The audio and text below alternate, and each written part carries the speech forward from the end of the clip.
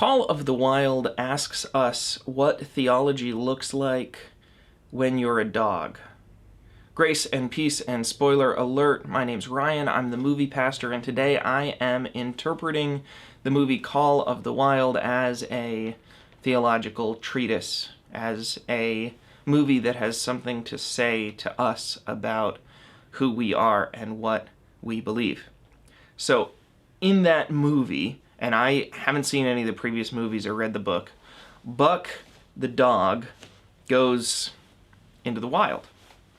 And while he's in the wild, he encounters this idealized wolf spirit. He imagines or experiences a relationship with this perfected version of a dog. I suppose that perfected dog wolf is the call of the wild. And that's really interesting. I mean, it's so unique to have a dog, and I have a dog. Dogs are inspirational to many of us, who thinks about a dog that is in a function that is similar to the way God functions in our lives. It's interesting that he only meets that wolf after leaving his zone of comfort, after leaving the stately house where he's got order and structure and an understanding of how the world works, and he goes into this place he's unfamiliar with. He meets the God dog. And after he gets to a place of comfort again, after he figures out what he's about, he stops seeing this wolf, and this wolf disappears from his life, and he's guided in other ways. That's really interesting too.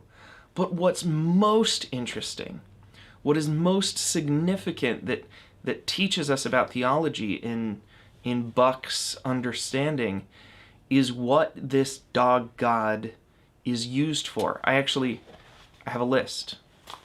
So the sightings of the God, this idealized version of a dog that Buck experiences, follow the following themes in order: instruction, guidance, strength, call/inspiration, and finally, remembrance.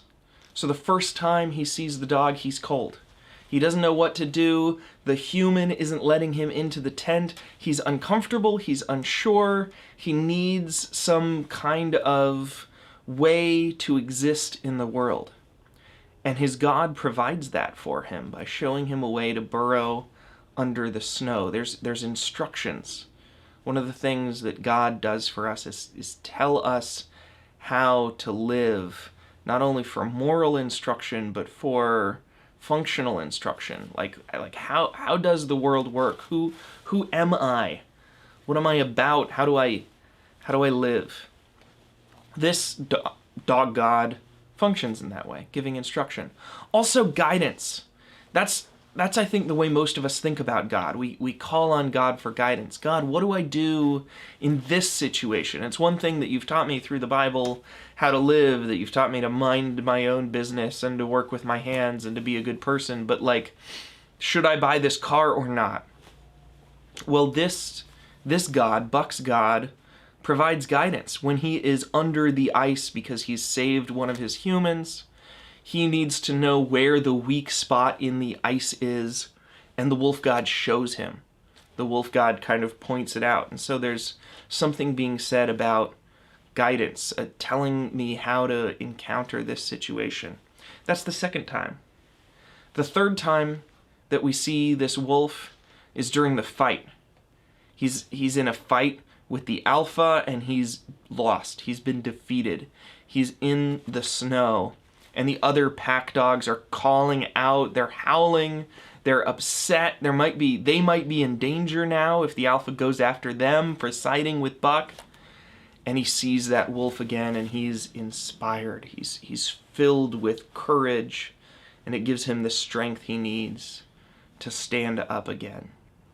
God's provide strength for us. And then these gods provide call. And when Buck sees the wolf walking out of the city and into the wild, and he doesn't follow, he stays in the town, there's a movement that God has gone before us, and God is showing us the way to what is next, whether we participate or not. Very, very finally, at the end of the film, the wolf provides remembrance, and the wolf hangs out near the hut where Buck spent the summer with Harrison Ford's character, and it's a memorial to Harrison Ford. So gods not only shine the way forward, but they show the way back to the things that are important for us to remember. They hold us up in remembrance. I've just been told that I was in the bathroom and there was another appearance of the wolf god during the avalanche when Buck was sledding. There was a moment of inspiration and guidance where God called Buck into danger. The wolf god called Buck not to turn away from the avalanche that he was afraid of, but to turn towards it. So God confronts our fears and engages us in a better way to go. I might have to rewatch this movie to fit that in, but that's fascinating theology. I'll throw that right there on top of it. It's instruction, guidance, strength, call, inspiration. That's what gods do. That's what God is for. And yet, I do not believe in a god of dogs. That's not in my pantheon. I'm a monotheist.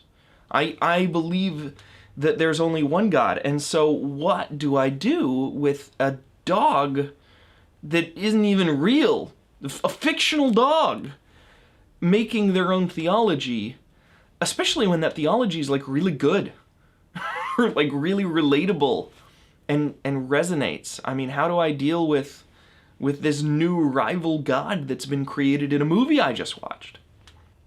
Well, I don't know, but it's some interesting questions that it lifts up.